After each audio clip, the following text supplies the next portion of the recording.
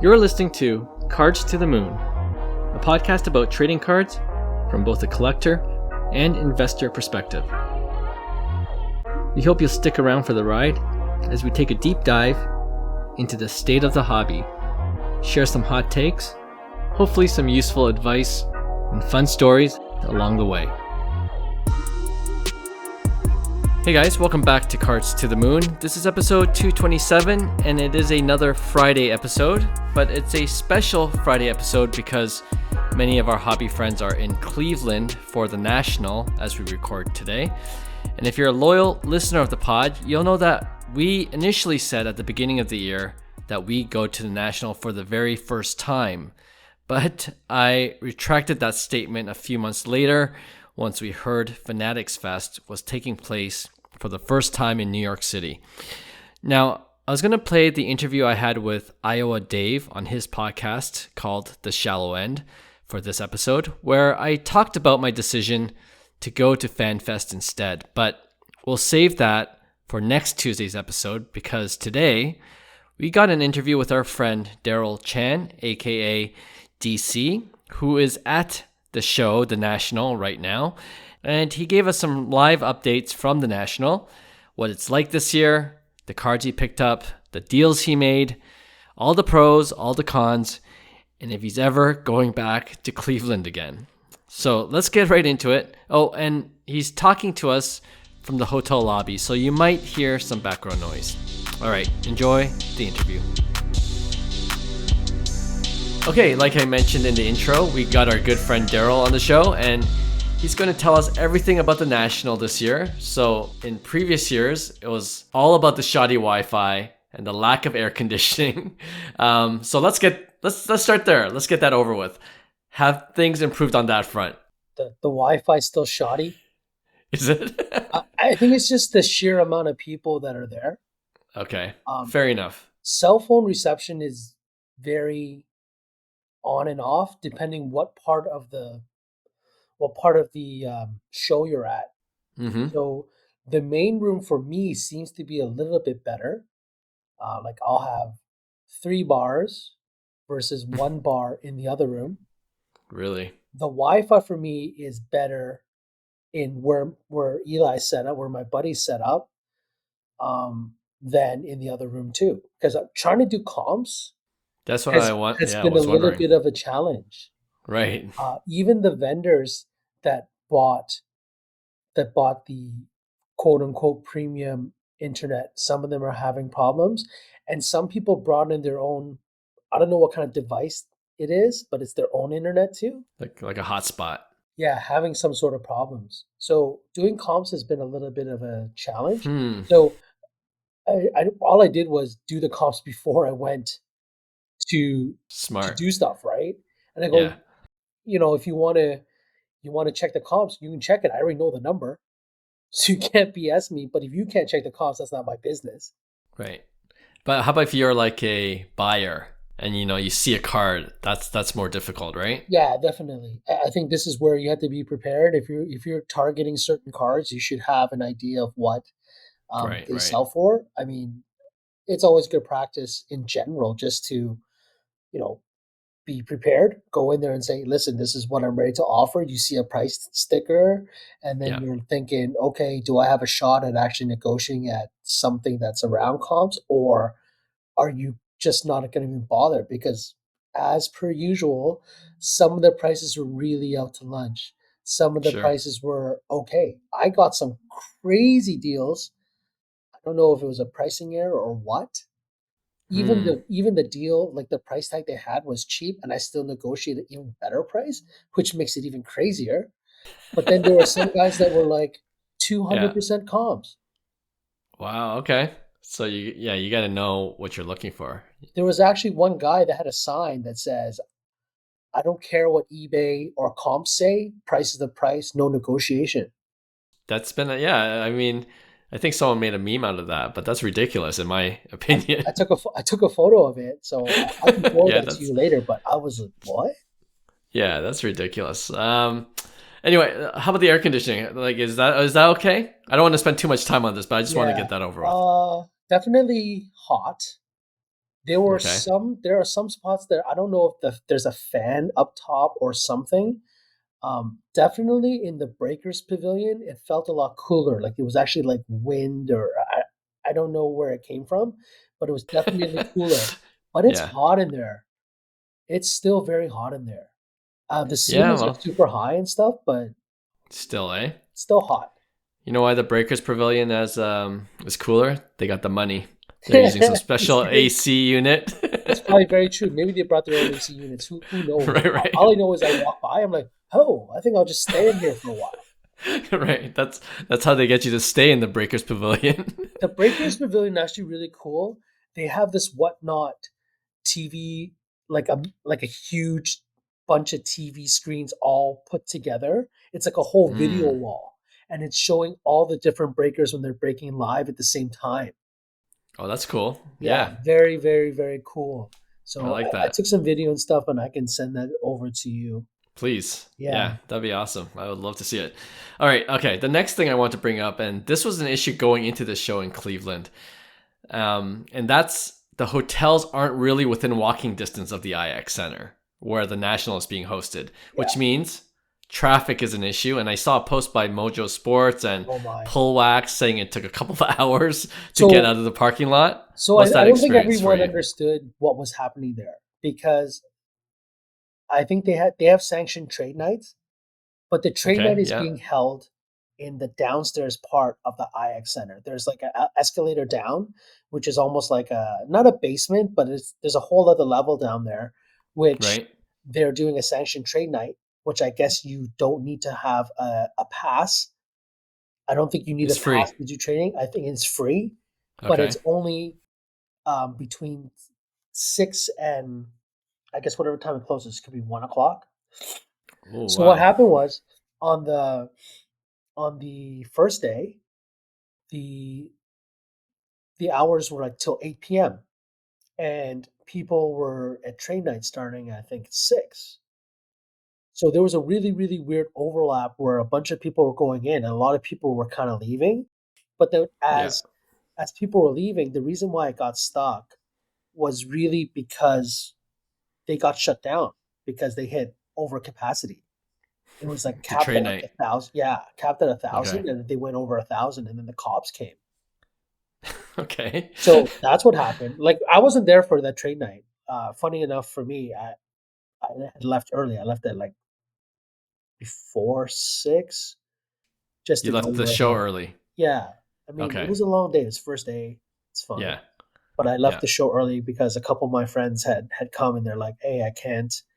Uh, we just wanted to pick up our passes, and then Mm-hmm. we're gonna go." So they, offered me a ride to my hotels, which is cool. And we went out to dinner. Yeah.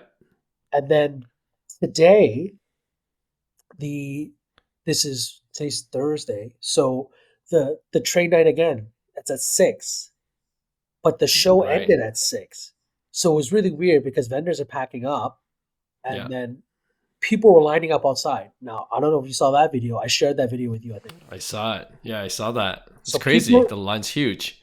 people were lining up outside to get into that downstairs in the IX Center. Mm-hmm. I think they started lining up at 5 or 5:30. The lineup was crazy. It looked like people like they weren't letting him in, and we were still Right. packing up. And around 6:30, because they must have started later, we walked outside, saw the line, and my friend's like, "Oh, we're leaving now because we got cut off. They wouldn't even let us in because I guess again capacity." Now the Okay. parking lot was stupid again.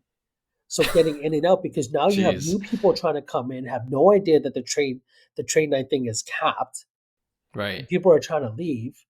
And I found that even though they had um like those, I don't know, they're not police officers, but like people directing traffic were at the Right. exits, but not at the part where you have to before you exit, and when you exit Mm-hmm. the parking lot, it was like it was a shit show because like there was nobody directing that. So people are trying to make left turns into traffic and stuff like that, while other Yeah. people are coming in, and it was just a mess. So even getting Mm-hmm. out today was like crazy. So But you did you go to the trade night today? no, there's no shot because my friend Oh, I already told me it got see. cut off. Right. And they were lining up outside. So it's supposed to Dang. happen again tomorrow. I think every night it's the same thing, up to Saturday night, and it goes till whenever it goes to. My friends actually, we just finished having dinner, and Mm-hmm. it's 11. We finished dinner at like 11 something, and they Right. were heading back to IX Yeah. to go to Oh, treatment. really?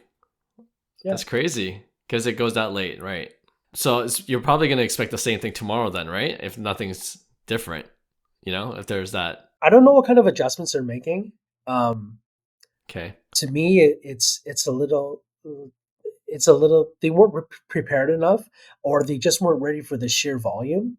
Yeah. I find That's what it sounds like. the show is has been pre-packed. Like it was packed even on Wednesday, but like today was more because like Wednesday was like VIP, um, Right. and early entrance, blah blah blah blah Yeah. blah.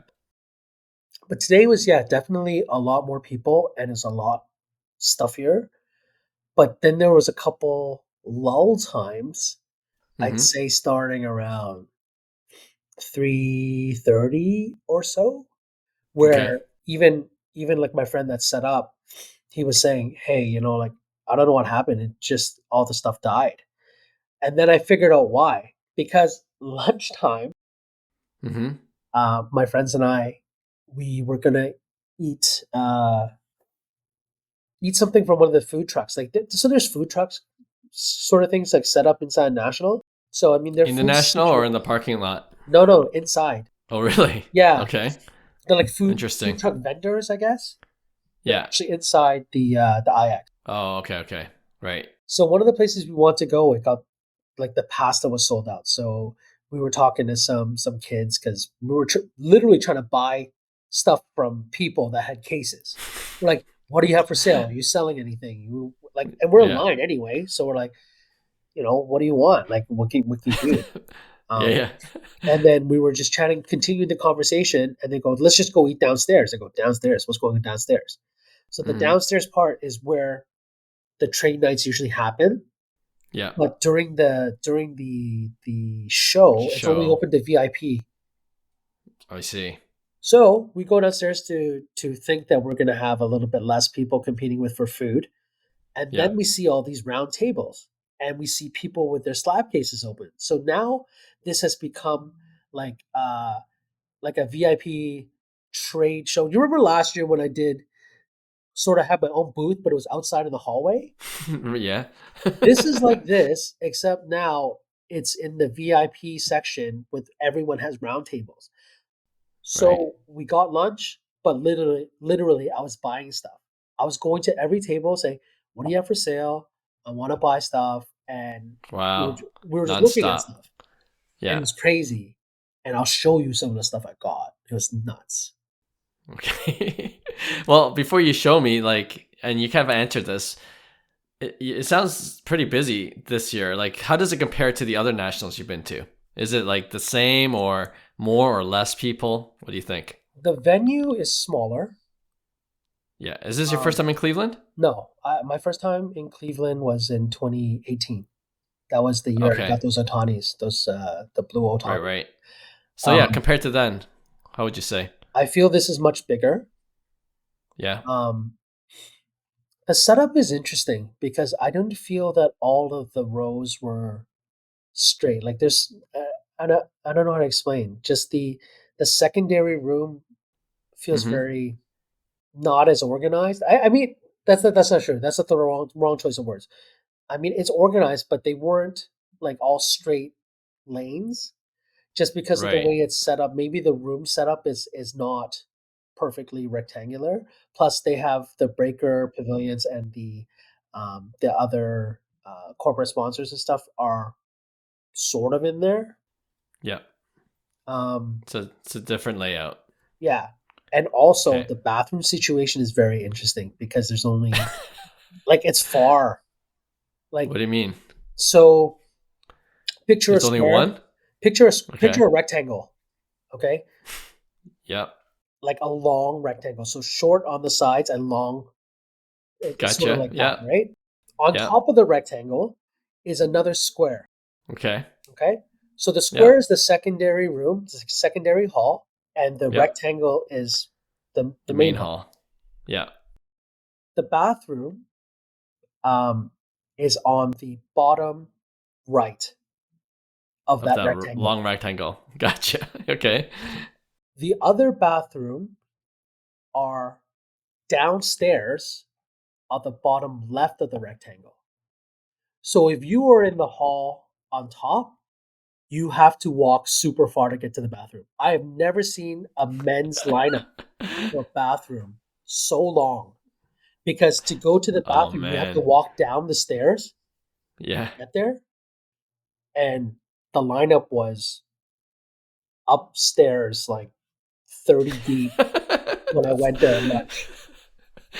it's hilarious. This is like the only place in the world where the men's washroom is longer than the women's washroom. Well, yeah, because, well, I mean, if we're going to be thinking about it logistically, there's Sure, it makes statistically sense. less females in the hobby. Yes, which is my point. but No, for sure, for sure. but that's funny. IX Center only has two main washrooms. That's Unless there's something that we didn't see. I mean, a lot of even people were even the asking me. International Center at Sports Card Expo here in Toronto has more than two washrooms, Yes, yes. right? So And it's smaller than if we were going to compare the National with the Toronto Expo, and yeah. washroom accessibility was the number one choice, then Toronto Expo would win. Yes, Toronto wins. Okay, we won at something. All right, We win in that's hockey too. interesting. We win in hockey too. There you go. Yeah. Okay. So, well, here's my next question. Okay. Is there any reason, do you think, now that you've gone to the National this year, that the National has to worry about Fanatics Fest, which is coming up in a few weeks?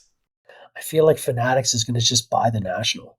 Well, oh, really? I didn't expect that answer. What do you mean? Why do you They're suspect buying that? everything else, Yeah, that's true.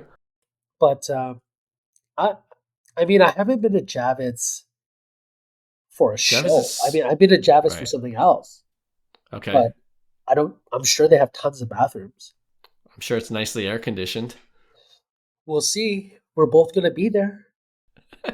Yes, we will. Can't wait for that. I'm hoping the Wi-Fi works better there too. But the reason why I asked is because the National, one of the things that people say about it or criticize about it is that it doesn't really, change that much year after year.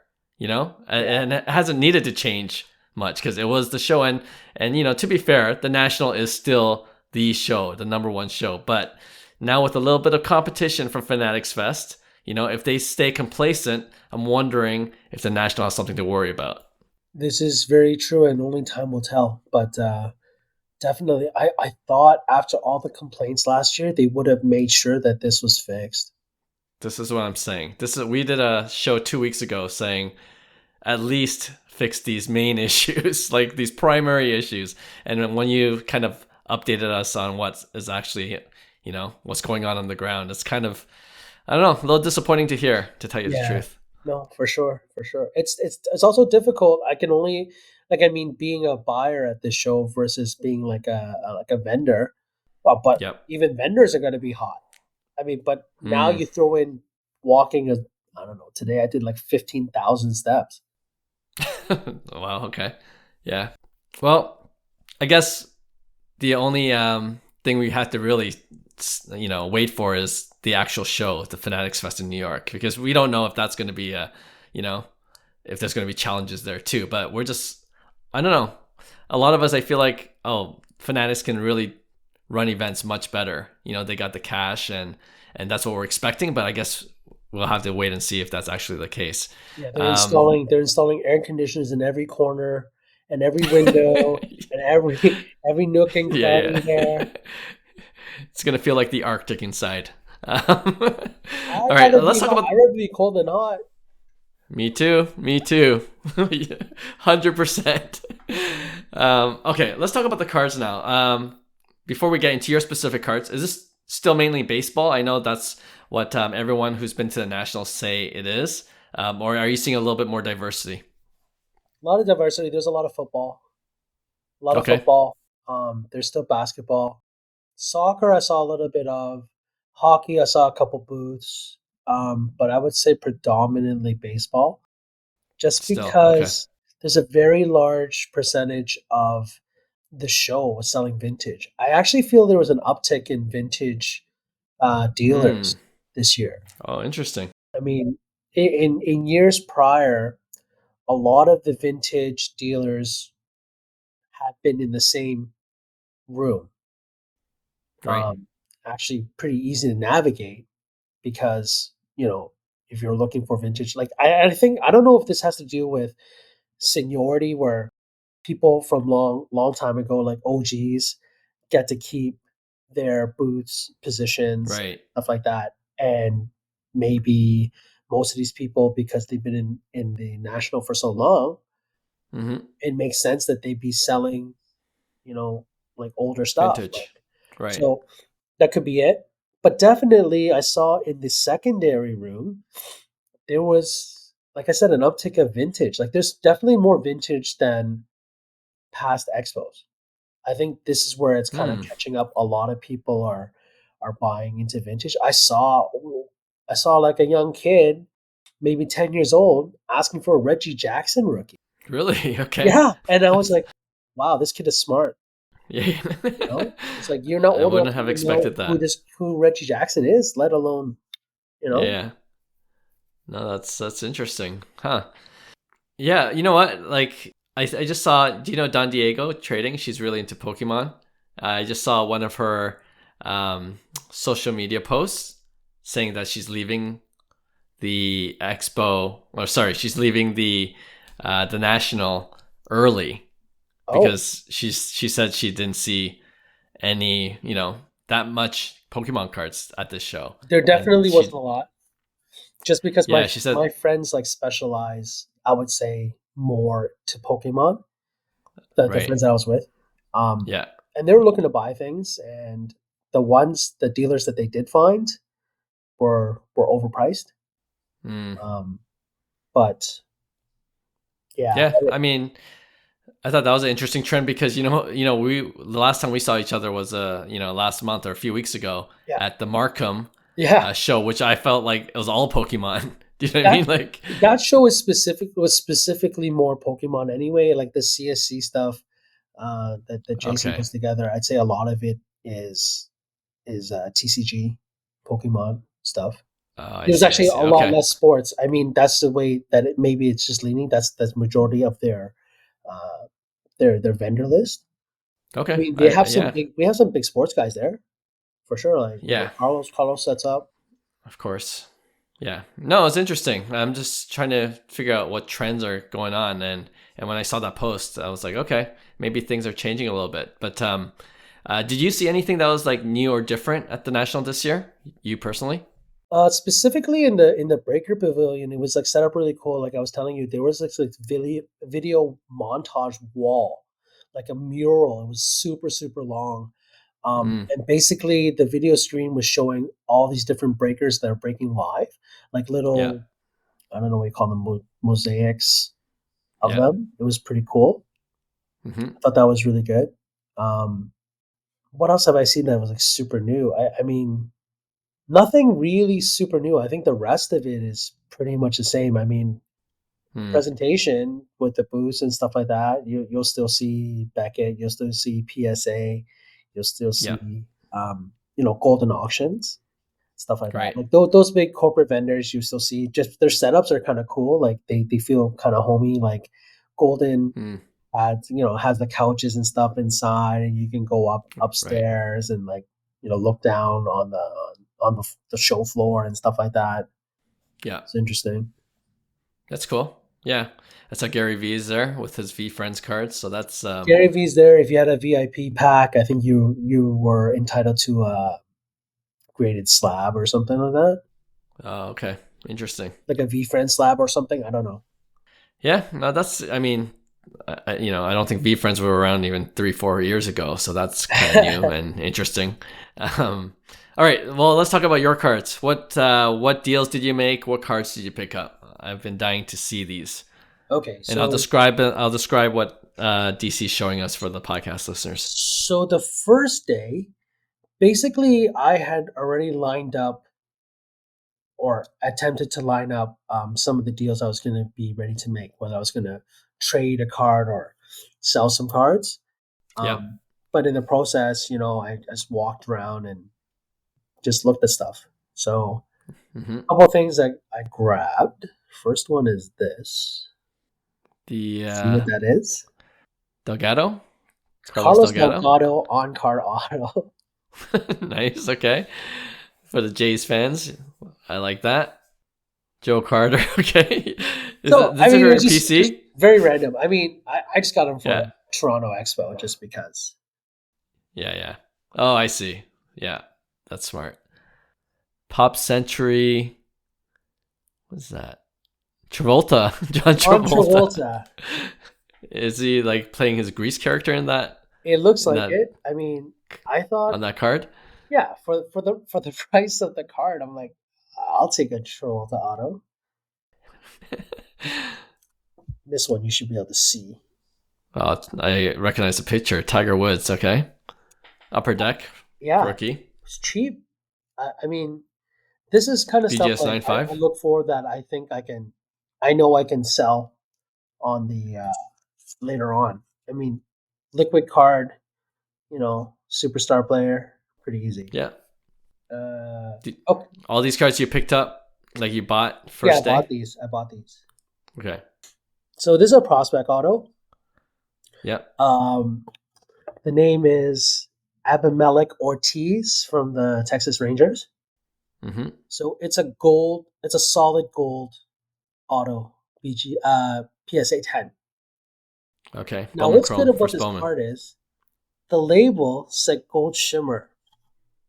So they priced it as a gold shimmer, but it's actually a solid gold. Wow, okay. So there's a huge price differential, which is great for me. Not so good for that guy. Because the first thing I said, I go, hold on a second. And the guy said, oh my God, this is a solid gold. Well, I priced it. You take it. It's a good deal.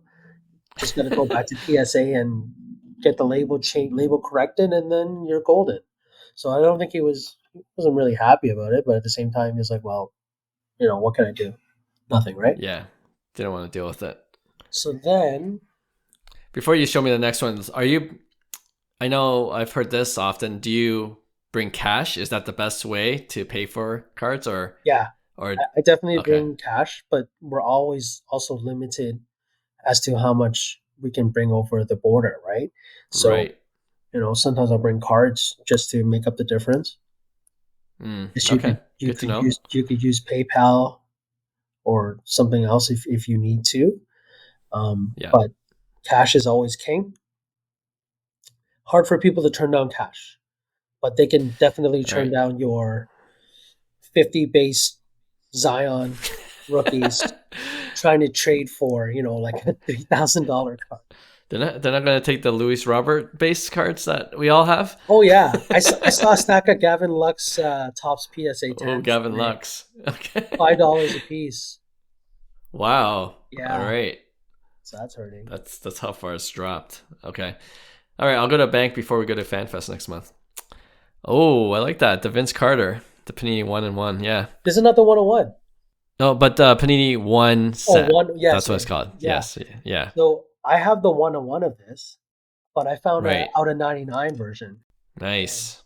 And the price, I don't know if it was a price mistake or whatever, but I got a super good deal, and this is a card that I can sell in Toronto all day.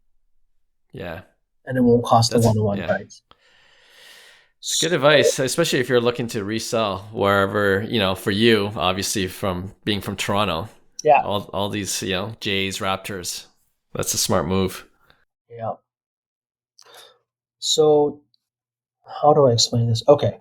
So this deal was 3 cards. So the first one is this. I don't expect you to know Carlos George from the Cincinnati Reds, but it's a gold auto PSA 9. Yep. The second card in this deal is a Connor McDavid Young Guns. Raw. It's a raw, but it's fine. But the third card of this deal Wow, Wemby but it's the first off the optic line out of 17. at a 17. Wow. Okay. Yeah. So it looks pretty gradable. Yeah. Basically, what happened here, and this is funny because this guy and his kid are from Toronto. Okay. So And they were set up at the show. no, they were not set up at the Okay. show. Basically, you know when I told you we went for lunch and we went downstairs to like the Yeah. VIP pavilion kind of thing? So I Mm-hmm. was looking around in other people's cases, seeing what I could buy, and then I said something like, "Do you guys have anything a little bit more high end?" And this guy comes around and goes, "High end? I have something high end." I go, "What you got?" And he said, "I have this Wemby out of Yeah. 17." And then I was like, okay, let's look at this. So he shows Yeah. me this Wemby, and I'm like, okay, what do you want for it? And he said, basically, I just need cash. Like my son and I are trying to buy this CJ Stroud. I Mm. think he said it was a Prism out of 15 or something. And he needs to put together cash. So I was like, Yeah. okay, so what's the number? He told me a number, and I said, I don't really agree with that number. I can't get there. He proceeds to say, okay, what about this number? I said, the number's better, but still not there. And I was thinking. He goes, what if I throw in this McDavid? Right. I'm like, Okay. Okay, yeah, yeah, it's sounding good. Yeah. And then, I kind of hesitated for a second. And he goes, okay, and then I'll sweeten the deal. I'll throw in one of these three cards. And he showed me there was a Wyatt Langford Cosmic PSA 9, Mm-hmm. um, this Carlos George Gold Auto, and there was something else. But I said, well, if I'm going to pick one, I'm going to pick this gold one. Right. It's numbered and it's graded. And then I basically walked away with those set of three for a good number. And now I'm going to grade that. I'm going to send that to PSA tomorrow to do the end of day submission. If it Mm-hmm. does well, it does well. And if it doesn't, then, I'll crack it and resub it. Nice. Well, I got a couple of follow up questions based on the story you just told. Yeah, Um, so when you're like thinking of a number, are you looking at comps? Like what? How do of you know course. Yeah. that Wimby? I'm looking at Okay, comps. but Wemby out of 17, that might be hard to find. Or did you find one? There are two PSA 9s that Oh, are I in the see. population already. Right. And So then there was a you got an raw. idea.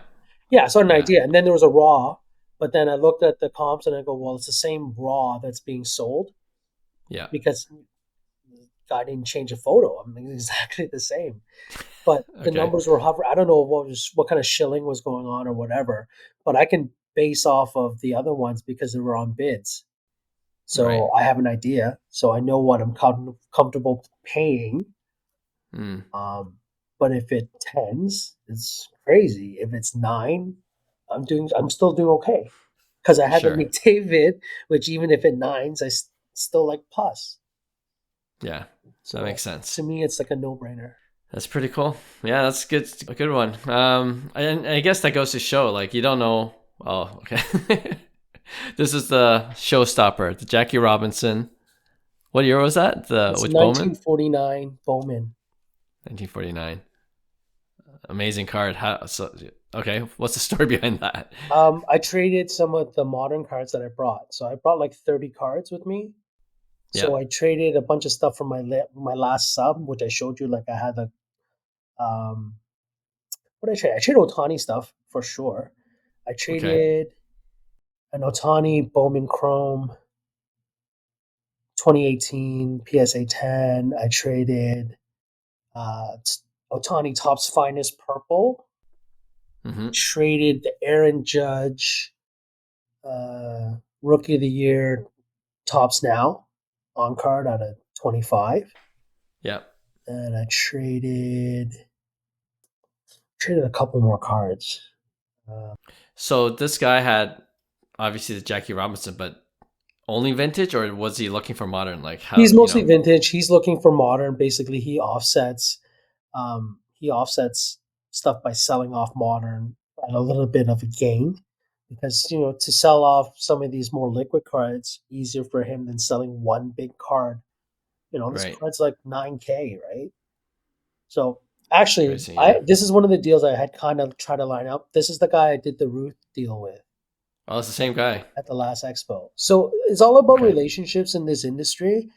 I mean, a Yeah. lot of the people that I deal with, I've dealt with more than once because we know how each Mm. other's style is. We're all fair and there's no BS. Really, like Yeah. if we can agree on the comps, which usually we can, if not, we're off by a little bit, then we figure out yes or no. I mean, Yeah. I had tried to line up buyers and trade partners before I came to the expo. Like I mean, not expo, the national. Hmm. So like the Yeah. first day was basically me in meetings with people. Right. I only walked Yeah. maybe 10% of the floor because basically I had just sat there trying to do deals. That's brilliant.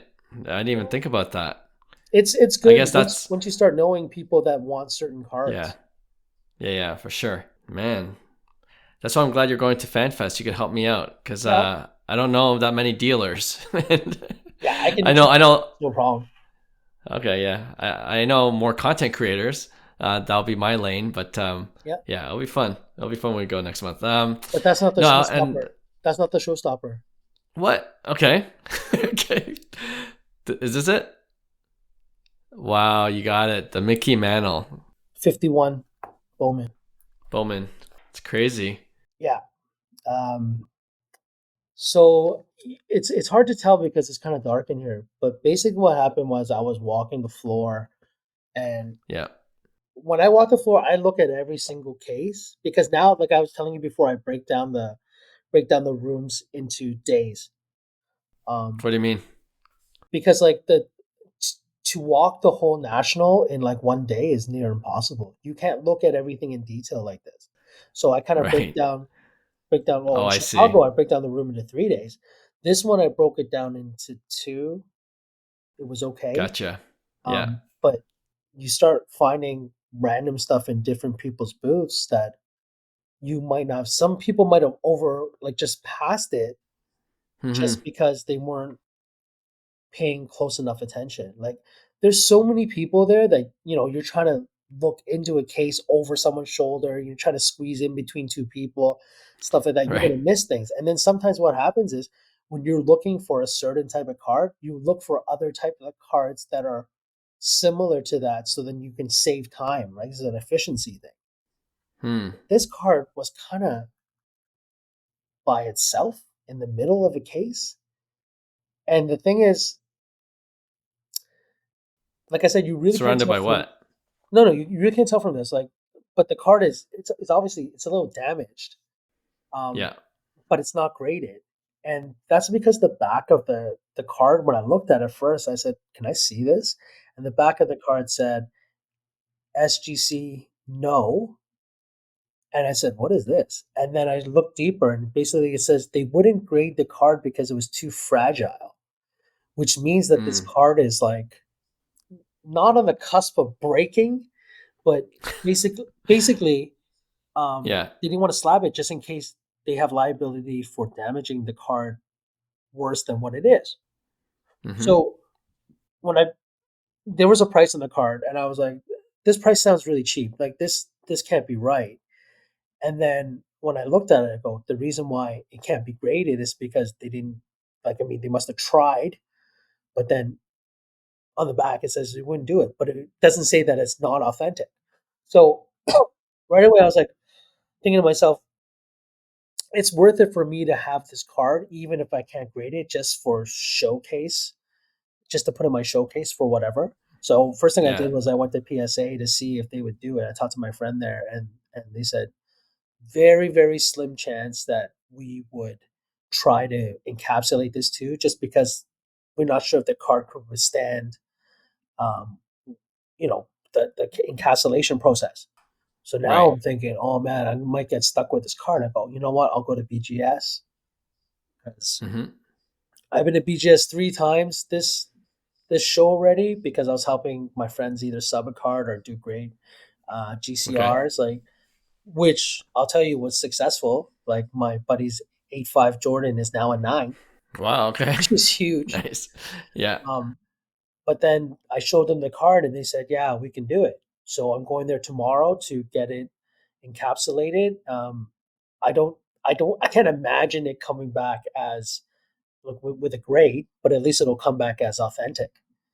Mm. And then I'll have it in a slab, and whatever, it looks good. Right. You'll have more likely buyers if that's the case. Yeah, for sure. But either way, even if I don't mind leaving that in my case. And just to say that I actually own a 51 mantle is Yeah. enough. You could draw people to your case too. Yeah, for sure. Yeah, for sure. I would stop. I would stop to look at that. Yeah, For nice. sure. That with the Babe Ruth, sure, Yeah. and the Whoa, Jackie. what's with you and vintage cars these days? You're like the prospect collector, and now you're going the other way. You know what? Like the markets change, and you got to change with the markets. I think with Right. prospecting, it's really time consuming if you really want to do it properly, where you have to really analyze stats. Number one, Yeah. there's an element of gambling too. Just because someone hits Hmm. well in the minors doesn't mean they're going to hit well in the majors, let alone get called up and stuff like that. You might have to analyze what position they play, whether like how far down the depth chart they are, all those different things. Um, Yeah. but at the end of the day, if I'm making money on the the prospect pro stuff and then grading it, and I make X number of percent over what I'm into it for, why not roll it into something else? Because it's a free roll for me. And then I think vintage is just a safer bet because at the end, Sure. you Yeah. look at historically, they're not making these anymore, That's right? true. I Yeah. mean, they're still printing Connor McDavid Young Guns. Right. So we think Yes, so. sir. Makes sense.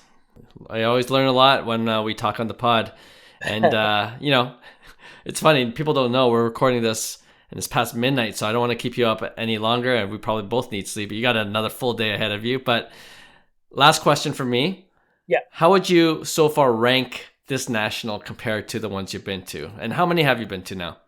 So since 2018, I've been so yeah. So funny enough, Cleveland was my first one.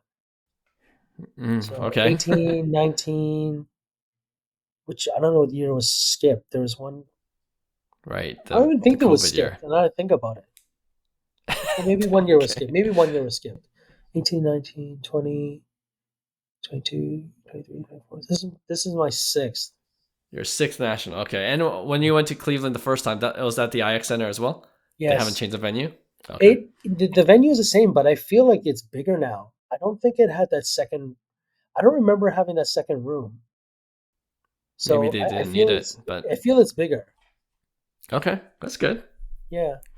So out of the six, yeah, where is the rank for you so far? I know it's only a couple days, but I mean, usually the way I kind of judge it is by what kind of inventory I come back with or what I was able to hmm. trade or get rid of. This one's this one's got to be up there just because of the Really? stuff just because of the stuff I got so far. Okay, Like, fair. experience wise, I'd say the first one was really, really cool just because it's Yeah. always your first time. It's like overwhelming. New, yeah, that's a good word for it. Then Chicago was a different beast just because I thought the venue was just better. I Yeah. really, really liked it.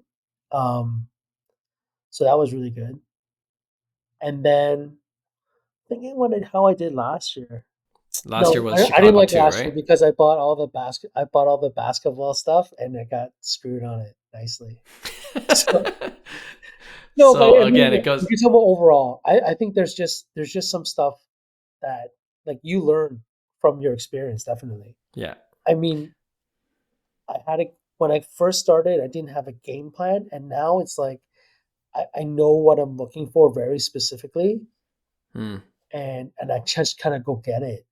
So if you have the right cards, you can trade into what it is you want. And people were buying. A lot of people mm. were buying.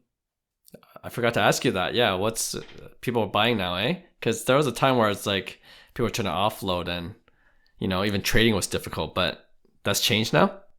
I mean, every booth has a buying sign. That's for sure. There was actually one booth is just like a buying booth. So people are lining up with their slab cases to show. Now, whether or not they were able to sell or not, I don't know. Yeah. But now, again, with the repackers and stuff like that, it's kind of put a damper on what some dealers are able to do on, some of the more lower, like liquid cards between like maybe $100 and like $1,000, because these repackers are paying 90 to 95% on some stuff. Just get better deals from them. Yeah, it's much different. But when it comes to these larger, like these older cards, or cards that like, 5,000, 10,000, you'll still find that I think the table dealers are still a little bit better off to be able to buy those kind of things, because then people want to trade into different stuff. Right. If your table has a lot of different type of things, then you're going to appeal to a lot of different type of buyers. So, there was this one trade today that was done at my buddy's booth, where this guy's kid wanted a Luca pink ice or cracked ice or something, which was listed at $1,000. And basically, my buddy got a Joe Burrow rookie ticket contenders auto out of 20. Ooh, nice. And then he added some cash. I don't want to disclose how much cash, but it's like a no-brainer to me. If I want to upgrade into a bigger car, like I'll roll like something smaller into something bigger all the time. Yeah, for sure. That's cool. Yeah, I appreciate the update as always, but I guess it does make sense when you say it depends on your experience, like what cards you come back with. But how would you rate like just the overall vibe of the show, like where the hobby's at right now compared to even back in 2018? I mean, I feel the same or a lot different. Still very alive. I think a lot of people like were very negative about things after, you had like a super crazy increase when COVID hit, and then people were used to selling, Luca silver prisms for $10,000 versus $1,200. Yeah. So I think it's very different. People are still buying and selling things, which is great. Good to hear. But I mean, it's not like that. It's almost like the housing market. Like, how can you expect us to have, properties with 2% interest rate? Now it's they just dropped it to 4.5. But do you know what I mean? Like that kind of thing can't always happen, unfortunately. But there's always you can't sustain those levels. Yeah. Sure. Even then. Buyers and sellers. Yeah, no, I kind of like, even from a distance, even just looking at my social media feed, it seems that people are really getting re-engaged with the hobby, and there's new people now coming into the space, so that's good to see. And I'm really looking forward to getting out there myself. But it's still early. Like, I mean, literally, this is only day 2 ended. We have another. If we want to do another talk between what happens after Friday or Saturday. I mean, when I come back, we can do another talk. I can tell you if anything's a little bit different. But I'd say for now, I'm really happy with this, because there's cards that I didn't think I'd ever own. Sure. If you ask me if I'd have a 51 mantle ever. Right. Like, you'll remember this national for that reason. That is true. Until Beckett slaps it and it's like busted or it's broken, and now that would suck. Well, you know what? We'll do a follow-up once you get that slabbed, and then maybe we'll do it in New York when we actually meet, or in Toronto. You'll be back in a few days anyway. So, awesome. DC, thanks as always for coming onto the pod, and like I said, we'll see you hopefully in a few days, and safe travels to you. Sure. Thanks for having me on. Hey, thanks for listening to Cards to the Moon. We'd really appreciate you subscribing to our podcast wherever you listen to your podcasts. And you can also connect with each of us on Instagram at 5cardguys, or you can follow Hyung at Integrity Sports Cards, or John at TradeU at Recess. You can also check us out at 5cardguys.com. Thanks again, and hope to connect soon.